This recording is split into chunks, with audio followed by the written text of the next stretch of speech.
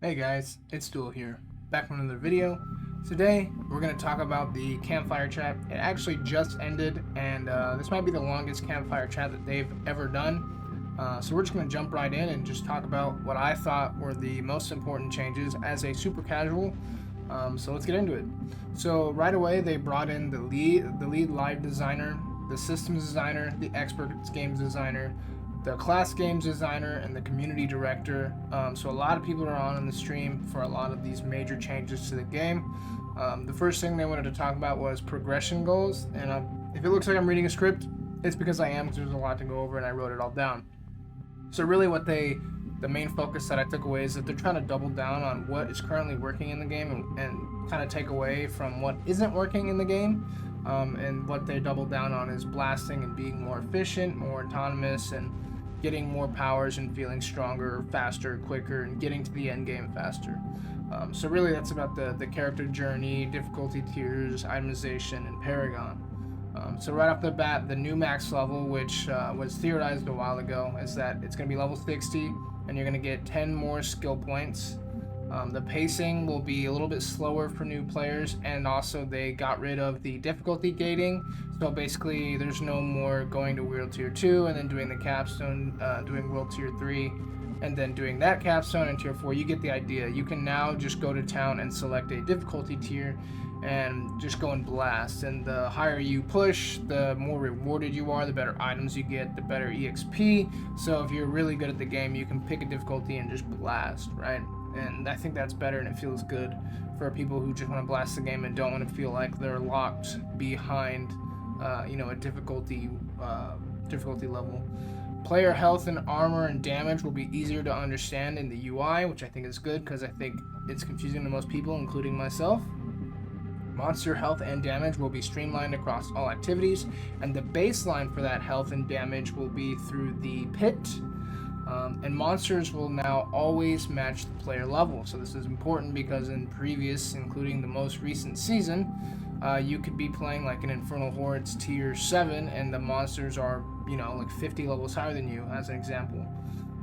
The narrative here is they really just want to stop slowing the player down. So what they wanted to do is reduce boss health in the pit, and they also wanted to kind of tweak crowd control, and also they wanted to get rid of a lot of the one-shots in the game from some of the bosses, which I can greatly appreciate because there's nothing more of a turn-off than these one-shot mechanics, you know what I mean? So I love that change a lot. So there's going to be 5 different pit tiers, and then on top of that, there's between each torment level, there's going to be 15 difficulties, and then when you complete those next 15 tiers, you unlock the next torment level. The torment levels are 1, 2, 3, and 4. And they did mention in the Q&A that you'll be able to go to specific towns, not just Kiovashad or Kmart, and select the difficulty that you want. There'll be other cities that you can do this in, so that's good. The pit officially unlocks at level 60, and the highest tier pit you can do will be at level 100. And basically, from what I understand from the stream, is that this is the new level 200. And right off the bat, they did say that if pit tier 100 is too easy for a lot of people, or for people that are just playing meta builds, they might consider adding more pit tiers, or levels I guess I should say, in the future. But as of now, they're leaving it at pit tier 100 being the new top tier content in the game. They're adding a new smart key system, which will be managing Diablo activities better. They kind of went through this really quick, so from what I understand, you get a key and you'll be able to select the activity that you want to do. An example would be Pit or Infernal Hordes, Nightmare Dungeon. That's how I understood it. I could be wrong, so if I'm wrong about that, feel free to call me out in the comments there. As mentioned before, the higher tiers of difficulty will give you better gold, better EXP, better items. Torment 1 is where the end game starts, and that's a quote because that's what the devs mentioned on the stream. They really want to get you into the end game as fast as possible.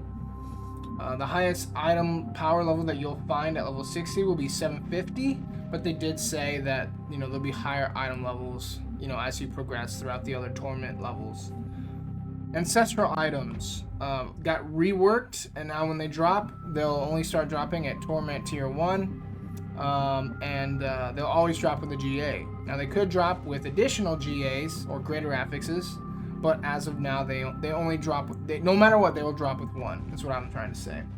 Sacred items are completely removed from the game. As far as I can tell, normal and magic items are still in the game, but you know, once you get to Torment 1, they're irrelevant. So that's good. Don't have to worry about sacred items anymore. They were basically irrelevant anyway, so that's a pretty good change. In Tier 1, item power jumps from 750 to 800, or up to 800, I guess I should say. As far as ancestral items go, 2 tempering slots will be on ancestral items. You can masterwork them from, instead of 4, you can now do it to 12. And also, you'll get higher aspect ranks. Let's keep going down the list here.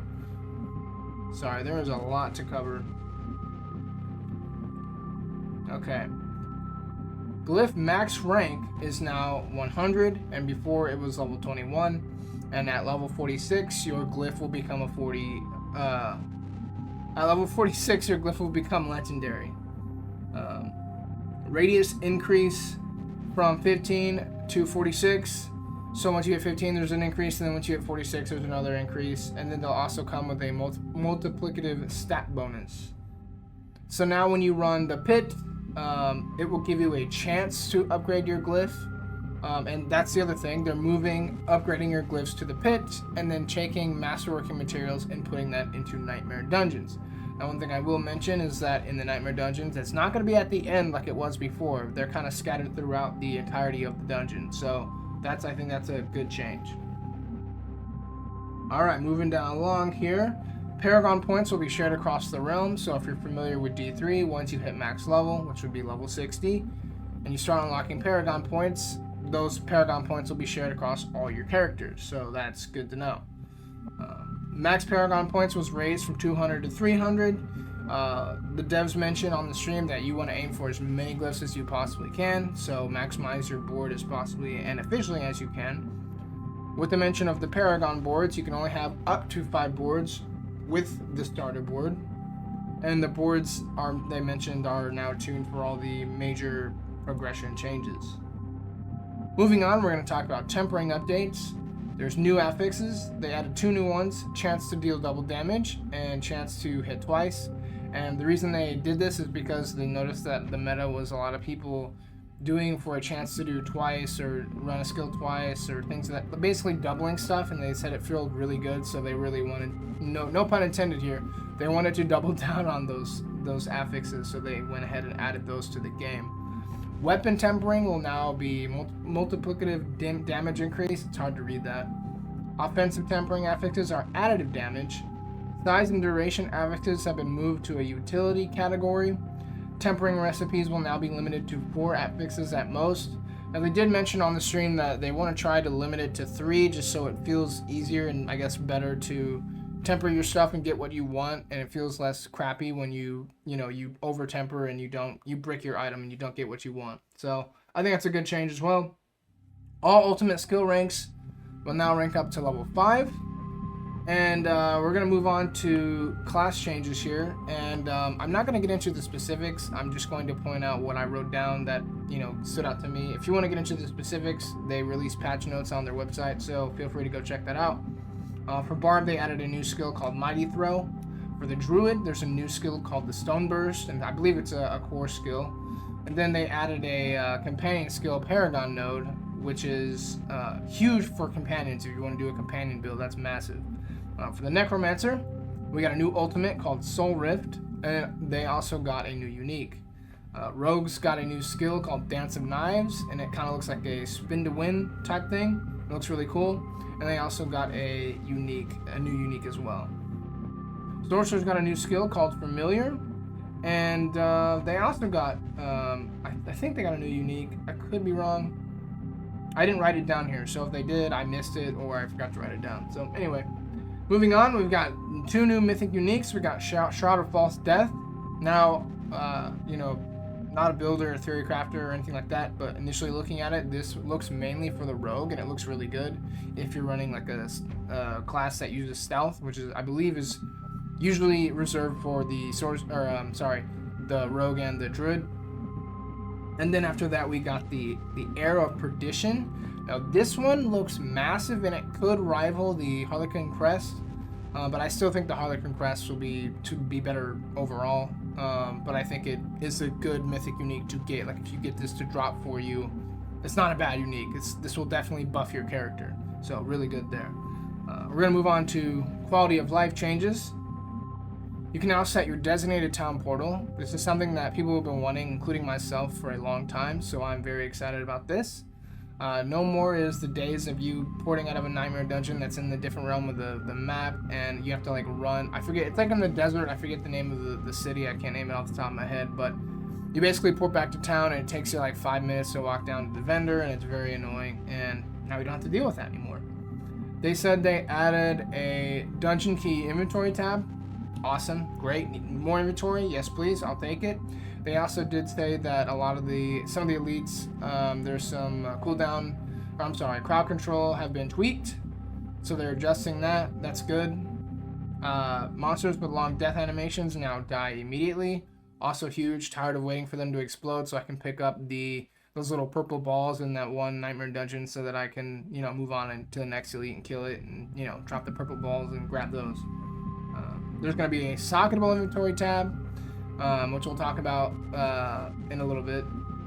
But basically, anything that requires you to put items where you're going to socket into your gear, that's where they will go.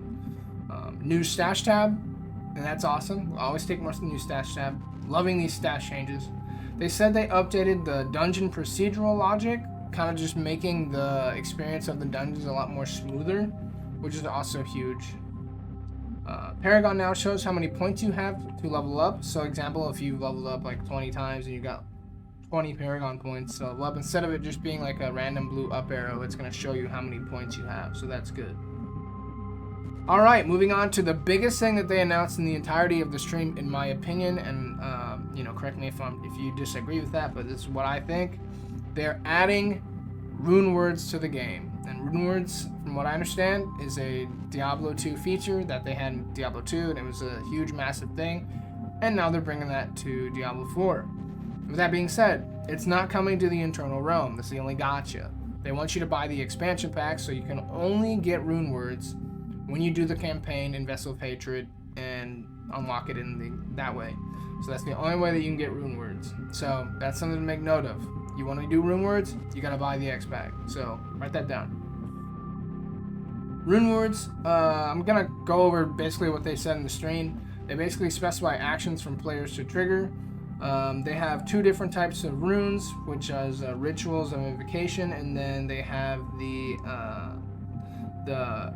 ritual of invocation, and it must be paired with the other rune word, which is the ritual of offering, and they must be linked together to create a rune word. So let me repeat that. So you got a ritual of invocation and a ritual of offering. Combine those 2, you create a rune word. More powerful invocations require more offering. And they also have this function called overflow, which is when an invocation receives an offering in excess of what is needed to trigger it. Many invocation bonuses will be received when you are overflowed, which is good. The bonuses are also proportional to the overflow amount, which makes sense. And as mentioned earlier, runes are a socketable item, so they'll go in your socketable inventory. Runes can be socketed with 2 sockets. They must be opposite of each other, and they can stack in your inventory, and they can be traded. And as I mentioned earlier, they're unlocked via the Vessel of Hatred campaign, so you gotta go do that.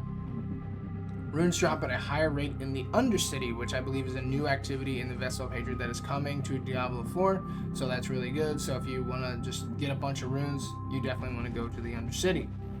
Rune crafting. Rune crafting is in the game, going to be in the game, which is really good. You can use 3 of the same rune, and then you can use those 3 runes to cast a different rune. And they confirmed that you will never get the same rune that you're using to craft, if that makes sense. And they said that there is a chance to get a higher rarity of the rune that you're rolling. So that's also good to know. Huge change, in my opinion, or added addition to the game, is that you'll be able to use runes, specific runes, I guess I should say, to craft mythic uniques with it. Yes, you can craft mythic uniques with runes. You still have to do a resplendent spark, and they didn't say what runes you need to craft the mythics, but it is listed here, and that's awesome. More ways to get better gear. Awesome, I'll take it.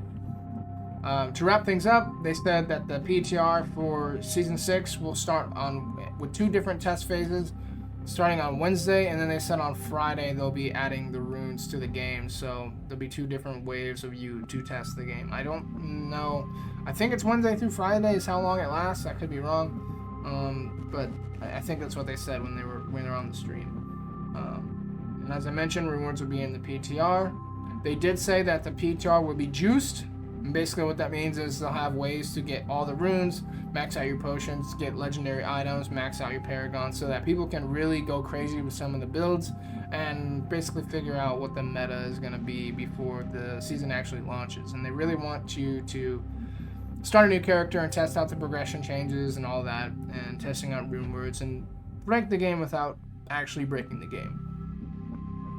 So a couple of things that came up in the Q&A that I wrote down here is that the armory is coming, and then the Nightmare Dungeons will, and I mentioned this earlier, but I want to just throw this back in here. Nightmare Dungeons will drop Masterworking now. They'll no longer be what you use to level your glyphs, and it's not going to be at the end of the dungeon, it'll be throughout the dungeon, which I think is a good change. One thing that was mentioned in the Q&A is that you can unsocket and move runes around. And also somebody asked if you can do gems or runes, you can do one or the other, or can you mix and match? And the answer to that question is no. You either do gems or you do runes. And so I think it'll be interesting to see how that pans out. Again, not a theory crafter, not a builder for the game. I just like talking about it. So I'll be curious how many people switch between using the gems, because obviously you're going to want to use the runes, right? The runes just sound like going to add a bunch of fun, but I mean, most likely you won't want to do a full build with all runes, right? Or maybe you will. Maybe it'll be something completely broken and that's what you'll want to do. But my theory is that it might be like 50-50 or 80-20 as far as like doing, the runes ability. Who knows? We'll see what they do. But yeah, so wrapping things up, my overall thoughts is that these are massive changes. If there was thing that I did not like in this entirety of the stream is that that you have to basically run the pit once starting out.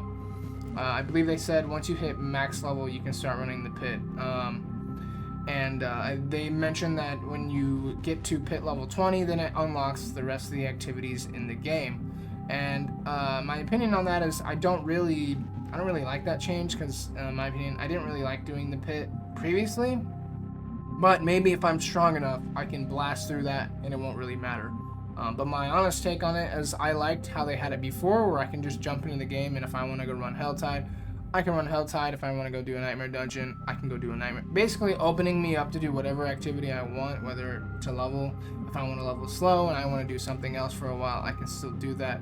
And obviously, once you get past pit level 20, you can still do all of those things. It's just not immediate like it was. Or almost immediate. I mean, you still have to do capstones and stuff like that, but I don't know. If that was a negative, that's the only thing I can think of. But obviously the biggest change here is the rune words. Those are massive. I'm very curious how that's going to pan out. They demonstrated a necromancer using a sorcerer skill, which I believe was the teleport skill.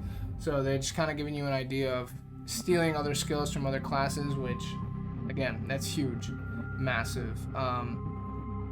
The difficulty changes I think is good. It could be bad for a couple people if they're not used to that type of difficulty tiering, but it really feels like overall they're trying to D3ify the game. And whether or not you don't like that, that's the direction they're heading. They're trying to make this easier for people to jump in and just blast the game.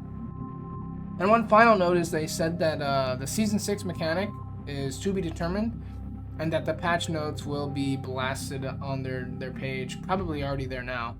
It's been about almost an hour since the stream ended. So, yeah, so I think that's really exciting. Rune Words is huge. Adjusting a lot of the level experience, I can't really speak too much on because obviously I haven't played it. I do not plan on playing the PTR. I'll kind of, for me personally, I don't like to blast the PTR because I don't want to burn myself out. There's just way too many other games to play, and my time is, limited. So I just want to make sure that I'm playing the games that are fun, And when Season 6 actually drops and, you know, goes live, I'll definitely get my hands on it and form some opinions, and I'll upload a video with my thoughts. But overall, like, this is like easily the biggest patch they've ever done. Very excited. Hopefully a lot of these changes are good for most people, and, you know, really excited to just get my hands on and play it when October 8th rolls around. So anyway, that's gonna do it for me. If you have any questions or comments, feel free to put them down below, and I'll respond. Let me know what you thought of the Campfire stream, and let me know what you think about Vessel of Hatred, and let me know what you think about Rune Words. Let me know what you think about anything. So anyways, I will see you guys in the next video, and hopefully you found this video helpful. Thanks for watching. See ya.